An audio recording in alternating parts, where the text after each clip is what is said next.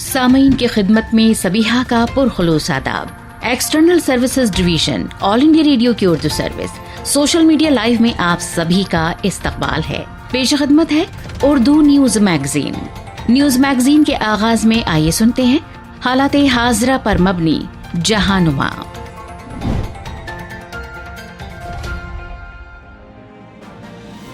جہانما میں آج کے موضوعات اس طرح ہیں. بھارتی افواج نے لداخ میں PLA کے خلاف کیا قابل تعریف جذبے اور استقامت کا مظاہرہ، وزیر دفاع کا بیان. جنرل بپن راوت نے کہا بھارتی فوج ہر مشکل حالت سے نمٹنے کے لیے تیار. امریکہ نے ایران کے 2 انٹیلیجنس عہدیداروں پر عائد کی پابندیاں. امریکی محکمہ خزانہ اور کامرس پر بڑا سائبر حملہ. بھارت اور برطانیہ 2 طرفہ تعلقات کو مزید مضبوط کرنے کی جانب گامزن. امریکہ میں نرس کو دی گئی کورونا کی پہلی ویکسین، اور امریکہ نے سوڈان کا نام دہشت گردی کے اسپانسر ممالک کی فہرست سے کیا باہر.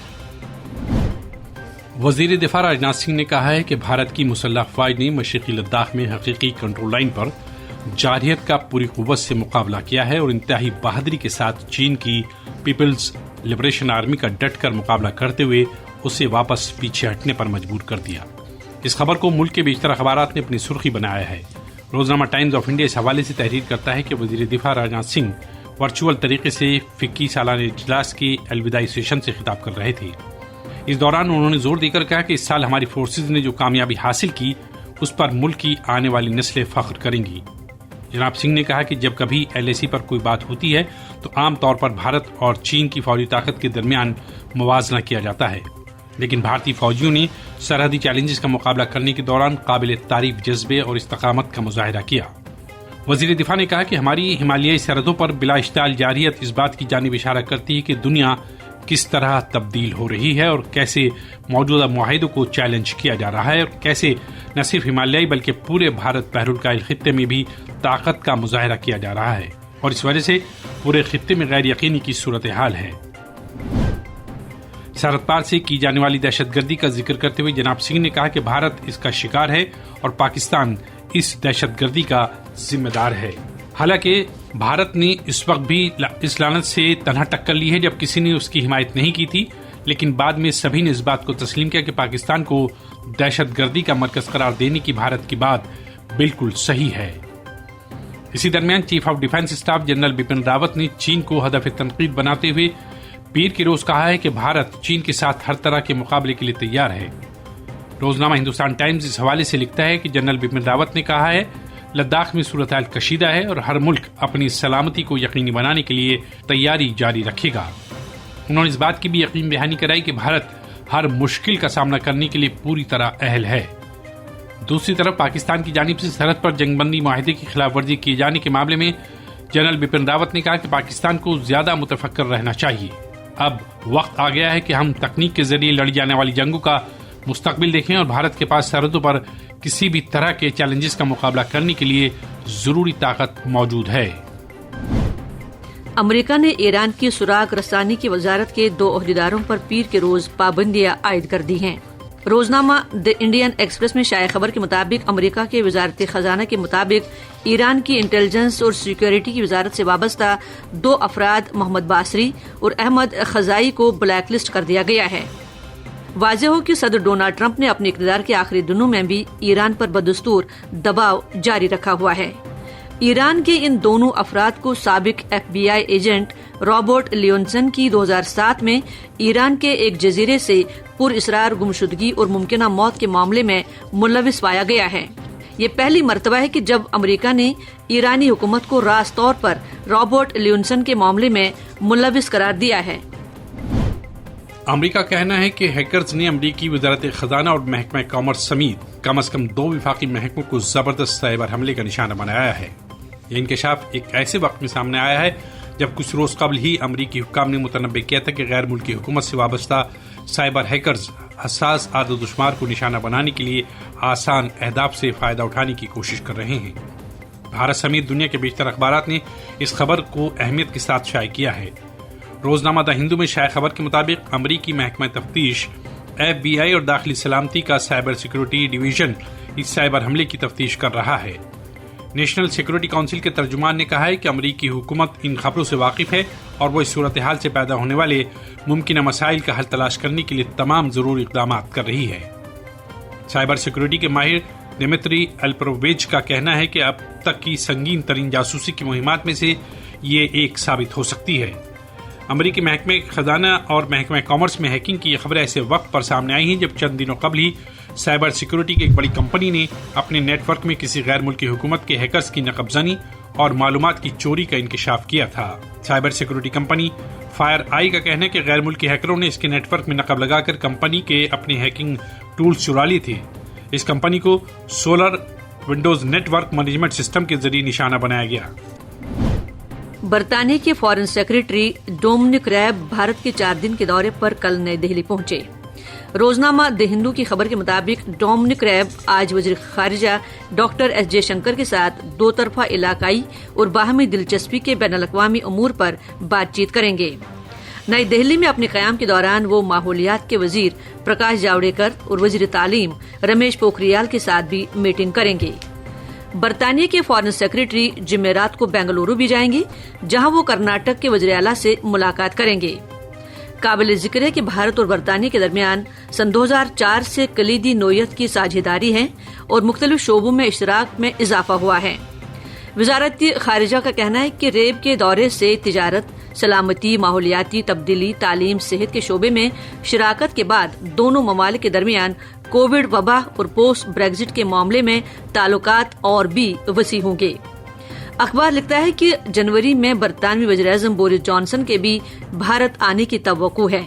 انہیں یوم جمہوریہ کے موقع پر مہمان خصوصی کے طور پر مدعو کیا گیا ہے۔ امریکہ میں شہریوں کو کورونا ویکسین دینے کی مہم کا آغاز ہو گیا ہے اور پہلی ویکسین ایک نرس کو دی گئی ہے۔ اس خبر کو سبھی اخبارات نے سرخی بنایا ہے۔ روزنامہ ہندوستان ٹائمز میں شائع خبر کے مطابق امریکی تاریخ کی سب سے بڑی ویکسینیشن مہم کا آغاز نیو یارک کے ایک اسپتال سے ہوا، جہاں ایک نرس ساندرا لنزے کو فائرز کی ویکسین دی گئی۔ اس ویکسینیشن پروگرام کے افتتاح کو انٹرنیٹ پر براہ راست دکھایا گیا۔ وعدے ہو کہ امریکہ دنیا بھر میں کورونا وائرس سے سب سے زیادہ متاثرہ ملک ہے، جہاں کورونا کے باعث 3 لاکھ سے زائد افراد ہلاک اور 1.5 کروڑ سے زیادہ افراد متاثر ہو چکے ہیں۔ امریکی صدر ڈونلڈ ٹرمپ نے ملک میں پہلی ویکسین لگنے پر ٹویٹر پر ایک پیغام میں تمام امریکیوں اور پوری دنیا کو مبارکباد پیش کی ہے۔ رپورٹ کے مطابق امریکہ میں پہلے مرحلے میں ڈاکٹروں اور دیگر طبی عملے کو ویکسین لگائی جا رہی ہے۔ فائزر کے مطابق ابتدائی طور پر ویکسین کی 29 لاکھ ڈوزز یعنی خوراکیں پورے امریکہ میں روانہ کر دی گئی ہیں۔ امریکی حکومت کو امید ہے کہ فروری کے اختتام تک ویکسین کی 10 کروڑ خوراکیں تیار ہوں گی، جس کے بعد عوامی سطح پر ویکسینیشن پروگرام شروع کیا جا سکے گا۔ وزیراعظم نریندر مودی بنگلہ دیش کی وزیراعظم شیخ حسینہ سے ویڈیو کانفرنسنگ کے ذریعے 17 دسمبر کو بات چیت کریں گے۔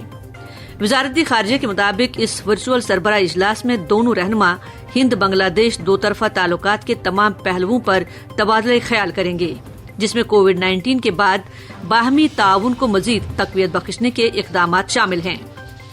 روزنامہ ٹائمز آف انڈیا کی خبر کے مطابق بنگلہ دیش کی وزارت خارجہ نے بھی اس کانفرنس کی تصدیق کی ہے۔ اس ملاقات کا دورانیہ آدھا گھنٹہ ہوگا اور اس کا وقت دن میں 11 بجے مقرر کیا گیا ہے۔ واضح ہو کہ ہندوستان اور بنگلہ دیش کے مابین اعلیٰ سطح پر باقاعدہ بات چیت اور تبادلہ خیالات قائم ہیں۔ محترمہ حسینہ گزشتہ سال اکتوبر میں ہندوستان کے سرکاری دورے پر آئی تھی، جبکہ مسٹر مودی نے اس سال مارچ میں مجیب بورشو کے تاریخی موقع پر ویڈیو کانفرنسنگ کے ذریعے تقریب سے خطاب کیا تھا۔ امریکہ نے دہشت گردی کے سرپرست ممالک کی فہرست سے سوڈان کا نام سرکاری طور پر خارج کر دیا ہے۔ روزنامہ ہندوستان ٹائمز کی خبر کے مطابق خرطوم میں امریکی سفارت خانے نے ایک بیان میں کہا ہے کہ کانگریس کے نوٹیفیکیشن کا 45 دن کا وقت گزر گیا ہے اور سیکرٹری خارجہ مائک پومپیو نے ایک نوٹیفیکیشن پر دستخط کر دیے ہیں۔ اس میں کہا گیا ہے کہ سوڈان دہشت گردی کو اسپانسر کرنے والا ملک نہیں رہا ہے۔ یہ نوٹیفیکیشن 14 دسمبر سے مؤثر العمل ہوگا اور اس کو وفاقی رجسٹر میں شائع کیا جا رہا ہے۔ قابل ذکر ہے کہ امریکی صدر ڈونلڈ ٹرمپ نے اکتوبر میں سوڈان کا نام دہشت گردی کے اسپانسر ممالک کی فہرست سے حذف کرنے کا اعلان کیا تھا، لیکن اس کی شرط یہ عائد کی تھی کہ اس کو کینیا اور تنزانیہ میں بم دھماکوں کے مہلوکین کے لواحقین اور دیگر متاثرین کو $33.5 کروڑ کی رقم ادا کرنی ہوگی اور سوڈان گزشتہ ماہ یہ رقم ادا کر چکا ہے۔ واضح ہو کہ 27 برس قبل امریکہ نے 1993 میں سوڈان کو سابق متقل عنان صدر عمر حسن البشیر کے دور حکومت میں دہشت گردی کی سرپرستی کرنے والا ملک قرار دیا تھا۔ ابھی آپ سن رہے تھے حالات حاضرہ پر مبنی جہنما۔ ایکسٹرنل سروسز ڈویژن آل انڈیا ریڈیو کی اردو سروس سے ہم آپ سے مخاطب ہیں۔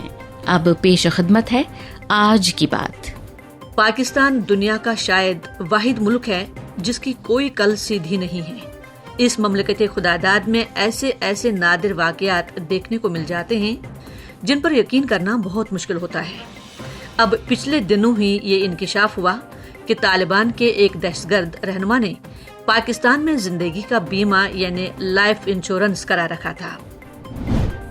یہ کوئی معمولی دہشت گرد نہیں تھا بلکہ طالبان کا رہنما ملا اختر منصور تھا، جو سن 2016 میں امریکی ڈرون حملے میں مارا جا چکا ہے۔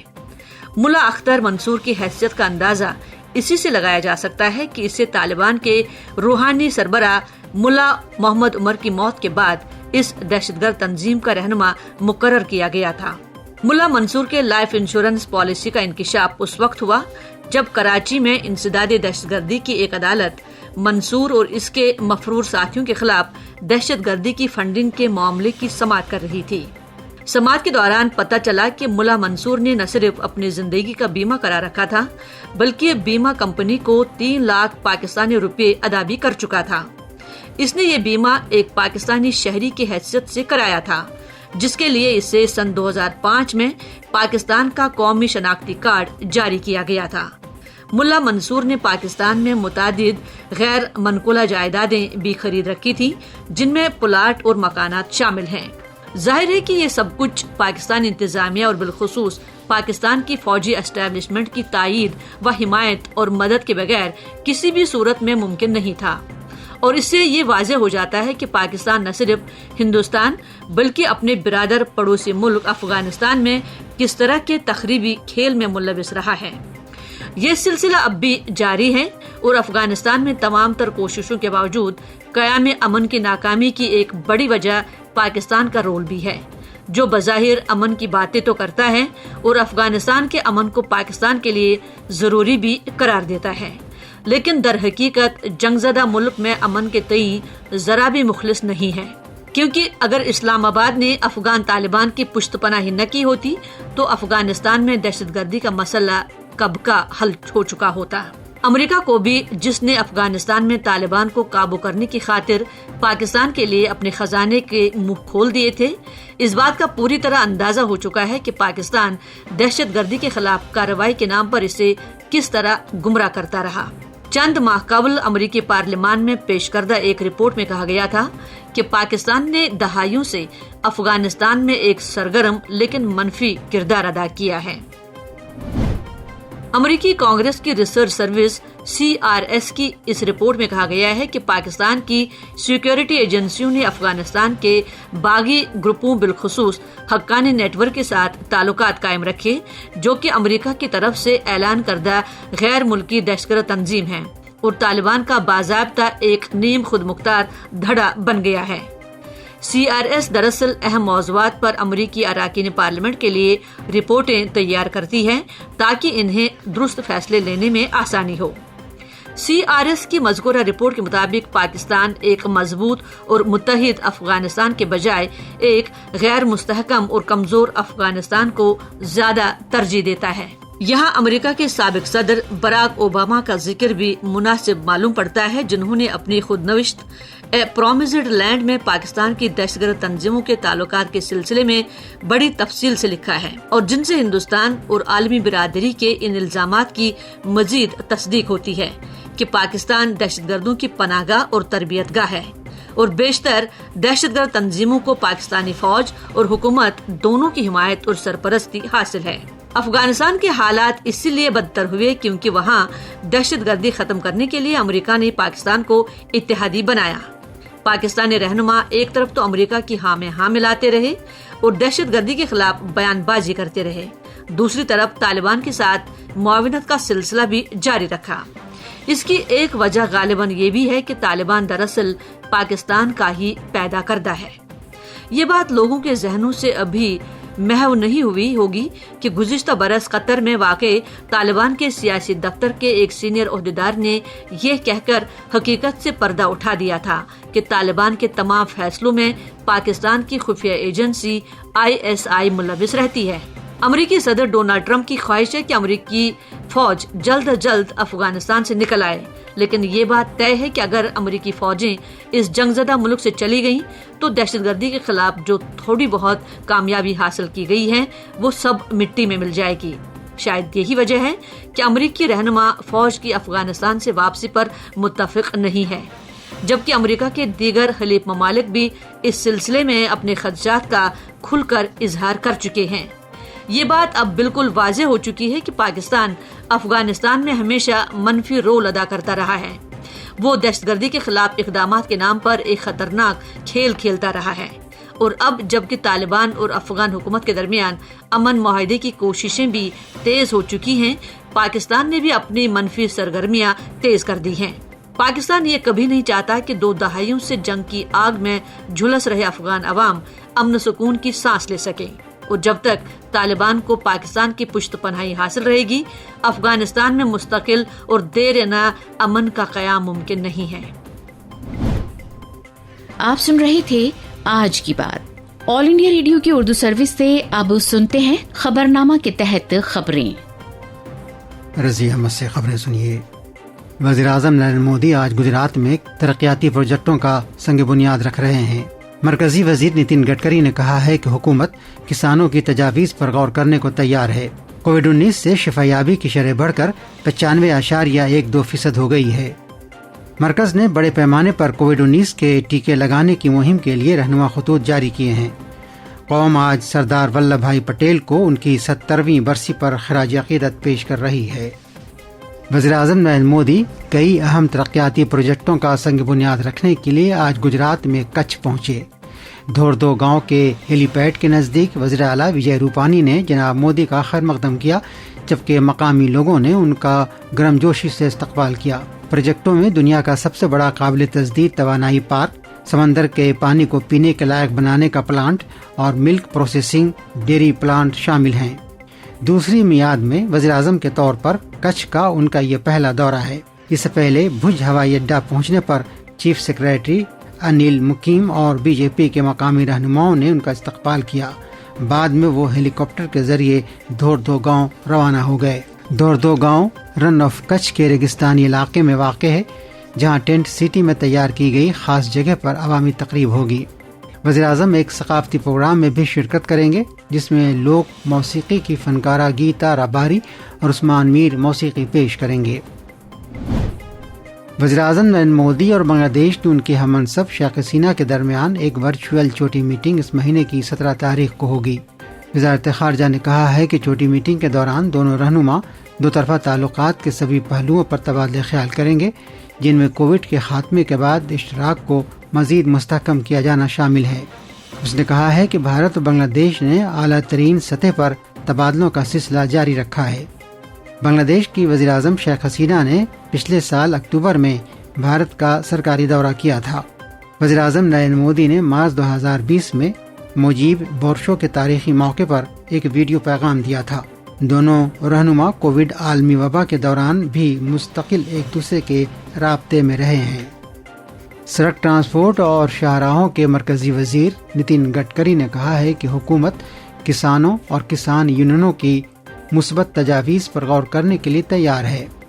آل انڈیا ریڈیو کے ساتھ خصوصی بات چیت میں انہوں نے کہا کہ ایسی صورتحال میں جب سمجھنا سمجھانا مشکل ہو جاتا ہے، بہت سے لوگ الجھن کا شکار ہو کر گمراہ ہو جاتے ہیں۔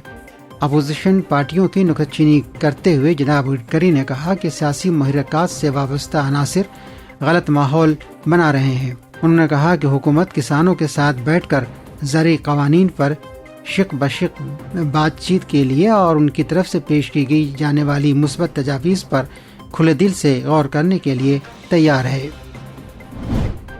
پیٹرولیم اور قدرتی گیس اور فولاد کے مرکزی وزیر دھرمیندر پردھان نے نجی شعبے کی تیل اور گیس کمپنیوں سے کہا ہے کہ وہ سوچھ بھارت ابھیان میں سرگرمی سے حصہ لیں۔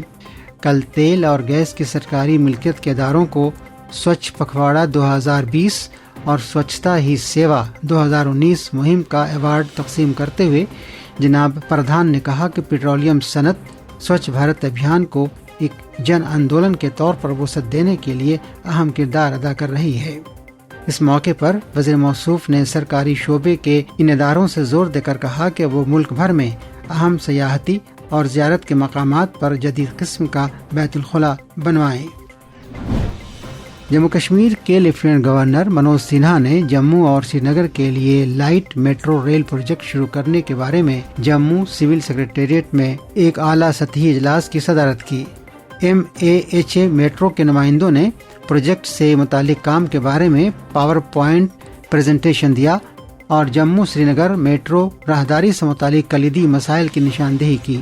جموں لائٹ ریل نظام 23 کلومیٹر طویل ہوگا اور بانتالاب اور بری برہمنا کے مابین 22 اسٹیشن ہوں گے۔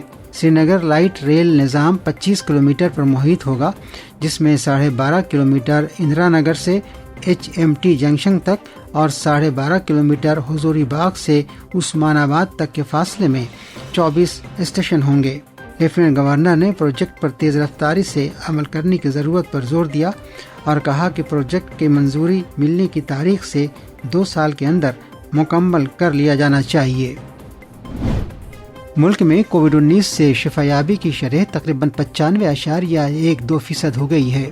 گزشتہ 24 گھنٹوں کے دوران کووڈ کے 34,477 مریض صحت یاب ہوئے ہیں۔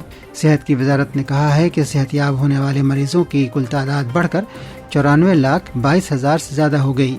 پچھلے 24 گھنٹوں کے دوران 22,000 نئے معاملوں کی خبر ملی ہے، جس کے بعد ملک میں اس بیماری میں مبتلا ہونے والوں کی تعداد بڑھ کر 99,06,000 سے زیادہ ہو گئی۔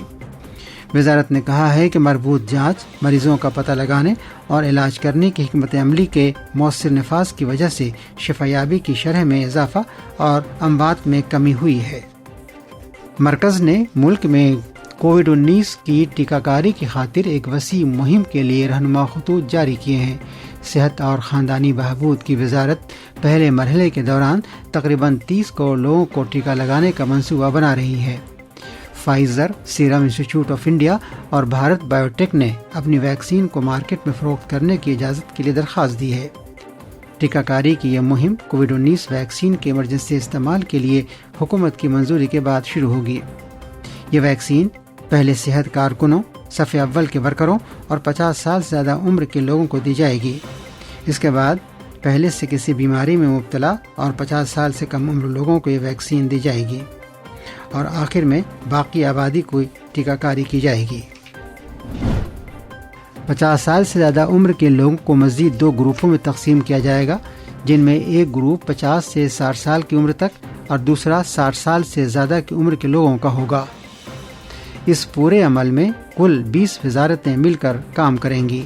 Covid vaccine intelligence network نظام کو، جو ایک ڈیجیٹل پلیٹ فارم ہے، ٹیکہ کاری کے لیے فہرست میں شامل ضرورت مند افراد کا بروقت پتہ لگانے کے لیے استعمال کیا جائے گا۔ ٹیکہ کاری کے مقام پر ترجیحی بنیاد پر پہلے سے رجسٹرڈ افراد کو ہی ویکسین دی جائے گی اور اس مقام پر پہنچنے کے بعد رجسٹریشن کرانے کی گنجائش نہیں ہوگی۔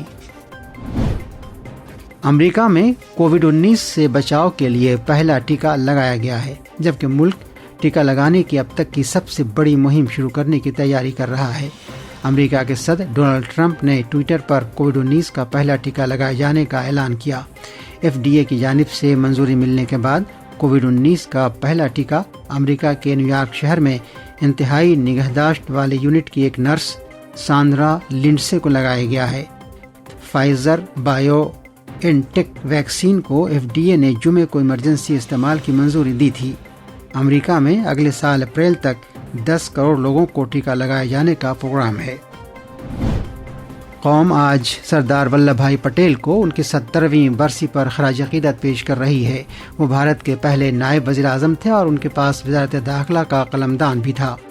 وہ بھارت کے مرد آہن کے نام سے جانے جاتے ہیں۔ وزیر اعظم نریندر مودی نے آج سردار ولبھ بھائی پٹیل کو ان کی برسی پر خراج عقیدت پیش کیا، جنہوں نے ایک با اختیار، مستحکم اور خوشحال بھارت کی بنیاد ڈالی تھی۔ وزیر داخلہ امت شاہ نے بھی آج سردار پٹیل کی برسی پر ان کو خراج عقیدت پیش کیا ہے۔ اپنے ایک ٹویٹ میں جناب شاہ نے کہا کہ سردار پٹیل کی زندگی اور شخصیت کو الفاظ میں بیان نہیں کیا جا سکتا۔ اور آخر میں اس بلیٹن کی خاص خبریں ایک بار پھر سنیے۔ وزیراعظم نریندر مودی آج گجرات میں کئی ترقیاتی پروجیکٹوں کا سگ بنیاد رکھ رہے ہیں۔ مرکزی وزیر نتن گڈکری نے کہا ہے کہ حکومت کسانوں کی تجاویز پر غور کرنے کو تیار ہے۔ کووڈ-19 سے شفا یابی کی شرح بڑھ کر 95.12% ہو گئی ہے۔